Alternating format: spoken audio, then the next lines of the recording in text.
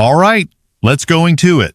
Tonight, we examine a moment that wasn't just embarrassing, it was revealing, because what the FBI director said under oath wasn't just incomplete, it was strategically empty, and that changes everything. This hearing was supposed to be about global threats, the kind that actually destabilize nations, cyber warfare, foreign interference, geopolitical risks, but instead, it exposed something far more important, a gap between what is being claimed as a national emergency and what the people responsible for national security can actually prove. Congress is preparing to halt legislative business over what is being framed as a do-or-die threat to democracy, non-citizen voting, an issue being elevated to the level of national crisis, something so urgent that it is being used to justify shutting down other legislative priorities. So the expectation here is very simple. If this threat is real, if it is existential, then the FBI director should be able to quantify it, not perfectly, not precisely, but at least directionally, enough to give Congress and the public a sense of scale. And yet, when Congressman Jim Himes asked what should have been one of the easiest questions in that entire hearing, how many non-citizens have actually been convicted of voting in U.S. pay elections, the answer was not just unclear, it was structurally empty. Let's watch the video first. I'll analyze and explain it for you at the end. I'm going to recognize the ranking member for 5 minutes. Thank you, Chairman. Director Gabbard, as was well covered yesterday in January, you were present at the execution of an FBI warrant at the Fulton County, Georgia election office at the direction of the president and to all appearances in connection with the president's false claims about the 2020 election. The unsealed affidavit submitted by the FBI made zero reference to foreign powers or outside interference. I don't want to relitigate the reasons why you were there, but I do want to know whether as a result of your visit there is credible intelligence in your possession pointing to foreign interference in Georgia in the 2020 election. Thank you for the question, Ranking Member. As you know, over each of the previous elections, there is an ongoing effort by different foreign entities. Ma'am, it's a very specific question. Is there intelligence in your possession relative to foreign interference in the 2020 elections? Very simple, straightforward question. We are continuing to look at previous attempts to interfere in our elections and any ongoing threats that may exist for the upcoming elections. Okay, but can I assume that the answer to my question is no, that you have no specific intelligence related to foreign meddling in the Georgia election? We are continuing to look into this matter. Okay. Director, the ODNI has confirmed on the record that your office took custody of voting machines from Puerto Rico last May. I'm not aware of any previous DNI taking similar actions. Did your office promptly notify the committee about taking custody of Puerto Rico's voting machines? I don't believe we did. However, this was done at the request of the Puerto Rico AUSA attorney. Ma'am, it's a yes or no question. The answer, as you have acknowledged, is no. You did not inform the committee about the taking of a territory's voting machines. Is there a specific foreign threat? And I've read the reporting that you were looking for possible foreign threats, but is there a specific foreign threat that drove you to take this action? There were questions about whether or not there were vulnerabilities that a threat could have taken advantage of, and that was the purpose for their requesting us to look into those vulnerabilities. Where are those voting machines now? I believe they are held in a secure facility at ODNI. Have you or other ODNI officials taken any other state or territory's voting equipment into custody? Not to my knowledge. I want to turn on the subject of elections to a paradoxical thing. You will all be aware that the U.S. government is apparently going to grind to a halt. The president is going to sign no more bills. The Senate will spend 2 weeks apparently debating the SAVE Act. The SAVE Act, of course, would make illegal foreigners voting in U.S. elections, which is already illegal. So we are to do no more business because of apparently the existential threat to our democracy associated with foreigners voting in our elections. I am therefore puzzled by the fact that neither the unclassified nor the classified threat assessment makes any reference to risk or danger associated with foreigners voting in our elections. Director Patel, how many non-citizens have been convicted of voting in U.S. elections in the last 10 years? The conviction stats are with the Department of Justice. I defer to them on that. You are the director of the FBI. Give me a guess. How many convictions in the last 1 year, 5 year, or 10 year? Ballpark. I don't have that with me, sir. Again, it's with the department. You don't have that with, okay. Director Patel, how many active investigations does the FBI have into foreign individuals voting in U.S. elections? We have a number of investigations, generally speaking, ongoing about individuals across the country. Yeah, I'm asking for that number. I don't have that number with me, but I have a number of them. You have a number of investigations. Okay, is that number 10,000? Is it closer to 10,000 or closer to 10? It's probably somewhere in between. Okay, will you please provide the committee with that number? Yes, sir. Okay. Director Patel, since you don't have the numbers, would it surprise you to know that the Heritage Foundation, which is not exactly the Columbia University Faculty Lounge, found only 77 instances of non-citizen voting in the 24 years between 1999 and 2023, each of which faced investigation by the appropriate authorities. So Heritage has a number of 77 examples in 24 years. Does that number surprise you? No, because it's low. I don't understand your answer.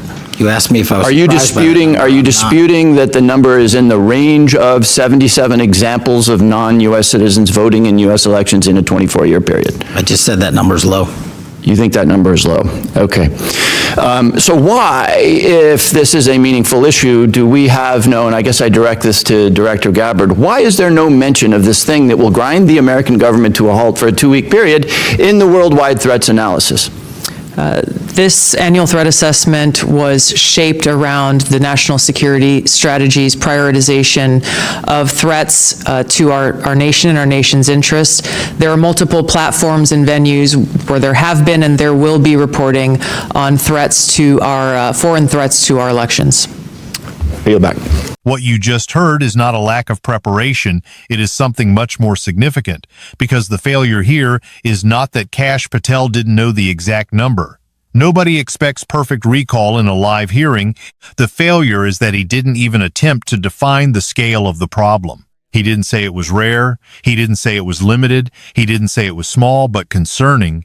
Instead, he gave a range so wide that it collapses into meaninglessness, somewhere between 10 and 10,000. That is not a statistic.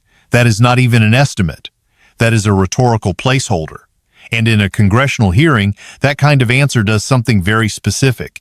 It prevents accountability because once a number becomes that vague, it can no longer be tested, challenged, or disproven. And that is where this stops being about one awkward exchange and starts becoming a pattern. Let's break this down like a case, because that is exactly what this is.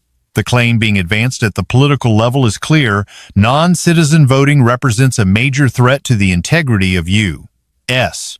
elections, serious enough to justify halting government business and pushing emergency legislation.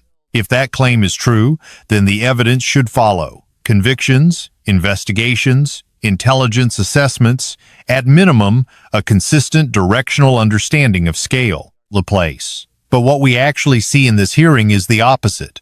No conviction number, no investigation number, no even approximate range that carries meaning. And here is the contradiction that matters. If the threat is existential, why can't the FBI director even approximate its size? Now, here is where the story gets more interesting, because this is not just about what Patel said, it is about what the entire system is signaling. In the same hearing, the intelligence community, the agencies whose literal job is to identify and prioritize national threats, did not list non-citizen voting as a meaningful risk in their threat assessment.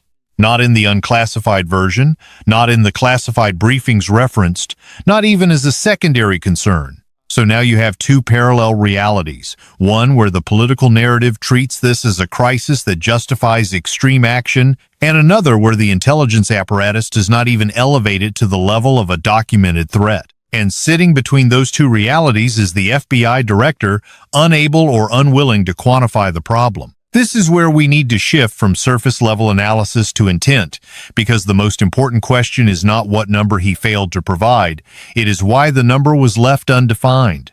When a threat cannot be measured, it can be expanded indefinitely. And when it can be expanded indefinitely, it becomes a tool, not just a concern. Think about the structure of that answer again. Somewhere between 10 and 10,000, that range is not random. It is functionally infinite in policy terms because it allows anyone to project whatever scale they want onto the problem, small enough to avoid immediate scrutiny, large enough to justify long-term action. That is not uncertainty. That is strategic ambiguity. And once you see that, the rest of the hearing starts to align. Because the same pattern appears again and again, questions that demand specificity are met with generalities. Requests for numbers are redirected, and clear yes or no answers are softened into ongoing reviews and future assessments. This is not how you describe a known measurable threat. This is how you maintain flexibility around an undefined one. And that flexibility matters because it allows the narrative to operate independently of the evidence. Now, let's take this one step further because the implications go beyond this single issue. When policymakers argue that something is a national emergency, they are not just making a statement, they are triggering a chain of consequences. Legislative urgency, resource allocation, public perception, and in this case, the potential restructuring of how elections are administered. That level of action requires a foundation of evidence that is not just persuasive, but measurable. And yet, in the one moment where that evidence should have been easiest to present, a basic question about convictions, the answer collapses. And this is where the contradiction becomes impossible to ignore. On one side, you have a narrative that frames non-citizen voting as a systemic threat, something that could undermine democracy itself. On the other side, you have the absence of quantifiable data at the highest level of law enforcement, combined with a threat assessment process that does not elevate the issue. That is not a minor discrepancy, that is a structural misalignment between rhetoric and reality. Now, here is the part that most people miss. Because it is not said directly in the hearing, it is revealed through the gaps. When a system cannot provide numbers for a threat, but continues to escalate the language around it, the purpose of the threat shifts. It is no longer about describing reality, it becomes about shaping it. And that is why this moment matters, not because of what was said, but because of what could not be said under oath. Let's go back to the exchange one more time, because this is where the entire narrative turns. The question was simple: how many convictions? The follow-up was even simpler: give me a ballpark. And the answer, instead of narrowing the scope, expanded it beyond usefulness. That is the opposite of what happens when a threat is well understood. When something is real, measurable, and actively investigated, officials tend to narrow their answers, not widen them. They constrain the estimate, they define the boundaries, they provide context. Here, the boundaries disappeared. And that brings us to the system-level conclusion. What this hearing shows is not proof that non-citizen voting is widespread. It shows that the justification for treating it as a national emergency cannot survive even the most basic level of scrutiny. The intelligence community does not elevate it, the FBI director cannot quantify it, and yet the political narrative continues to escalate it. That is not alignment. That is a fracture between institutions that are supposed to be operating on the same set of facts. So what does this mean going forward? It means that the debate around this issue is not actually being driven by measurable evidence. It is being driven by a narrative that can operate without fixed parameters. And once a narrative reaches that point, it becomes extremely difficult to challenge because it is no longer tied to a specific claim, it is tied to a moving target. And that is exactly what we saw in this hearing, a moving target presented as a fixed threat. This is not about one answer, one clip, or one official. This is about a pattern of communication that replaces measurable claims with expandable ones, and in doing so, changes how policy is justified. Because if the scale of a problem cannot be defined, then the scale of the response no longer has a clear limit. And that is the real takeaway from this hearing. Not that a number was missing, but that the absence of that number did not stop the narrative from moving forward. In fact, it may have enabled it. Subscribe for more forensic breakdowns, because the story is never what they say, it is what they cannot quantify.